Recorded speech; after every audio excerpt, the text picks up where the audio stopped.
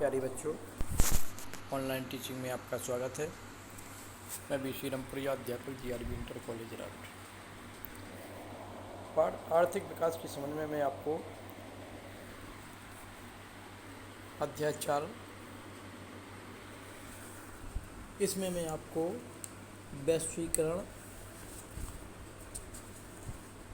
और भारतीय अर्थव्यवस्था, इस लेसन में मैं आपको जानकारी दे रहा था। इसके पहले हम वैश्वीकरण के बारे में जाने, वैश्वीकरण के बाद बढ़ती प्रतियोगिता के बारे में, और इसके आगे है प्रतिस्पर्धा और अनिश्चित रोजगार। क्योंकि जब वैश्वीकरण हो जाता है तो उससे प्रतिस्पर्धा बढ़ जाती है। इससे वैश्वीकरण और प्रतिस्पर्धा के दबाव ने श्रमिकों के जीवन को व्यापक रूप से प्रभावित किया है। इससे श्रमिकों का जीवन यानी प्रभावित हुआ है। बढ़ती प्रतिस्पर्धा के कारण अधिकांश नियोक्ता इन दिनों श्रमिकों को रोजगार देने में लचीलापन पसंद करते हैं। इसका अर्थ है कि श्रमिकों का रोजगार अब सुनिश्चित नहीं है। उनको रोजगार मिले या ना मिले इसकी कोई निश्चितता नहीं है। अमेरिका और यूरोप में वस्तु उद्योग को बड़ी बहुराष्ट्रीय कंपनियां भारतीय निर्यातकों को वस्तुओं की आपूर्ति के लिए ऑर्डर देती हैं। विश्वव्यापी नेटवर्क से युक्त बड़ी बहुराष्ट्रीय कंपनियां लाभ को अधिकतम करने के लिए सबसे सस्ती वस्तुएं खोजती हैं। इन बड़े ऑर्डरों को प्राप्त करने के लिए भारतीय वस्त्र निर्यातक अपनी लागत कम करने की बड़ी कोशिश करते हैं।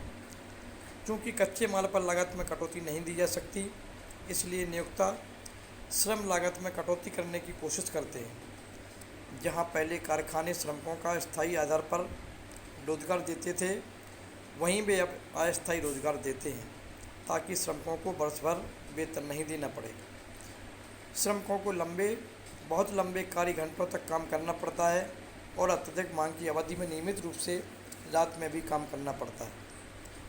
मजदूरी काफ़ी कम होती है और श्रमिक अपनी रोजी रोटी के लिए अतिरिक्त समय से भी काम करने के लिए विवश हो जाते हैं।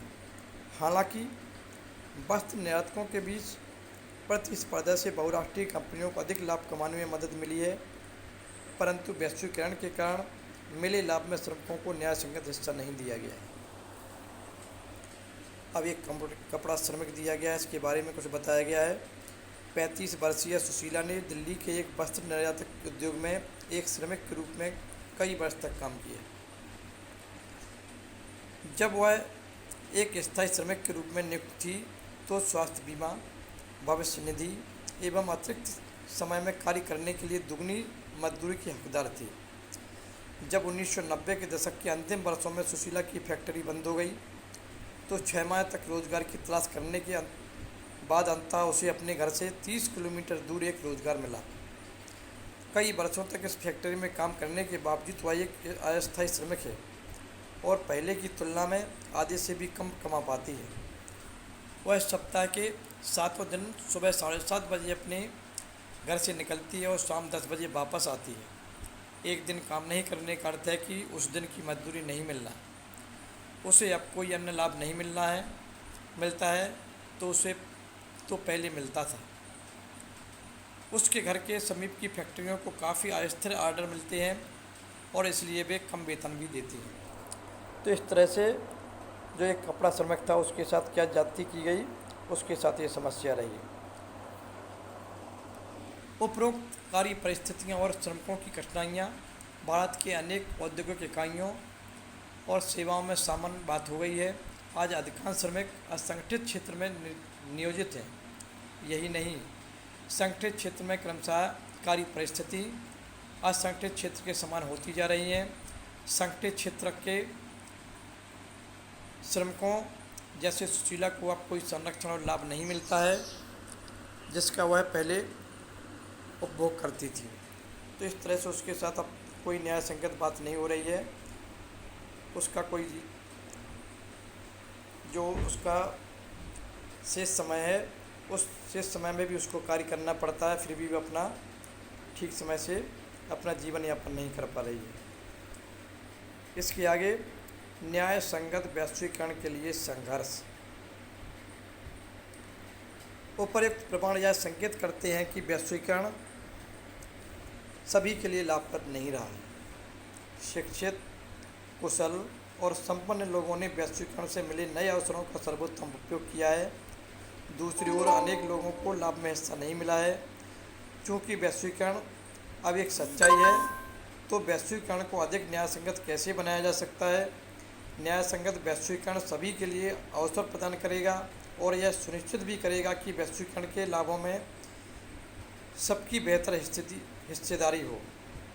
सरकार इसे संभव बनाने में महत्वपूर्ण भूमिका निभा सकती है। इसकी नीतियों को केवल धनी और प्रभावशाली लोगों को ही नहीं, बल्कि देश के सभी लोगों के हितों का संरक्षण करना चाहिए। आपने सरकार के द्वारा किए जाने वाले कुछ उपायों के बारे में पढ़ा है। जैसे सरकार यह सुनिश्चित कर सकती है कि श्रमिक कानूनों का उचित कार्यान्वयन हो और श्रमिकों को अपने अधिकार मिले। यह छोटे उत्पादकों को कार्य निष्पादन में सुधार के लिए उस समय तक मदद कर सकती है जब तक वे प्रतिस्पर्धा के लिए सक्षम ना हो जाए। यदि जरूरी हुआ तो सरकार व्यापार और निवेश अवरोधकों का उपयोग कर सकती है। यह न्यायसंगत नियमों के लिए विश्व व्यापार संगठन से समझौते भी कर सकती है। विश्व व्यापार संगठन में विकसित देशों के वर्चस्व के विरुद्ध समान हितों वाले विकासशील देशों को मिलकर के लड़ना होगा। विगत कुछ वर्षों में बड़े अभियानों और जन संगठनों के प्रतिनिधियों ने विश्व व्यापार संगठन के व्यापार और निवेश से संबंधित महत्वपूर्ण निर्णयों को प्रभावित किया है। यह प्रदर्शित करता है कि जनता भी न्यायसंगत वैश्वीकरण के संघर्ष में महत्वपूर्ण भूमिका निभा सकती है। इसके आगे अब इसका सारांश दिया गया है। ये दिया गया हांगकांग में WTO के खिलाफ प्रदर्शन। ये जो चित्र दिया गया, इस चित्र के माध्यम से इस वैश्वीकरण के बारे में बताया गया कि किस तरह से WTO के खिलाफ प्रदर्शन किया जा रहा है। 2005 का दृश्य है। इस अध्याय में हमने वैश्वीकरण की वर्तमान अवस्था का अध्ययन किया।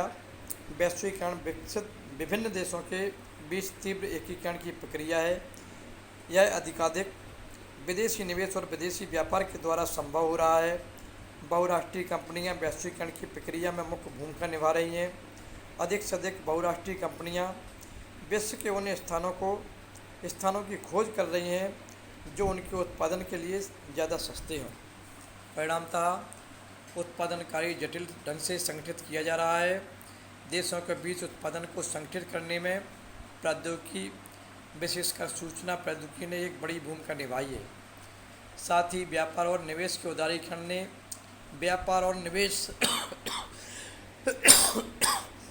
अवरोधकों को हटाकर के वैश्वीकरण को सुगम बनाया है।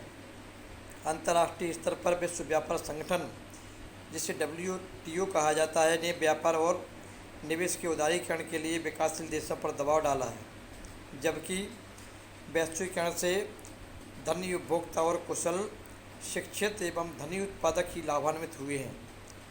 परंतु बढ़ती प्रतिस्पर्धा से अनेक छोटे उत्पादक और श्रमिक प्रभावित हुए हैं। न्यायसंगत वैश्वीकरण सभी के लिए अवसरों का सृजन करेगा और यह भी सुनिश्चित करेगा कि वैश्वीकरण के लाभों में सभी को बेहतर हिस्सेदारी हो।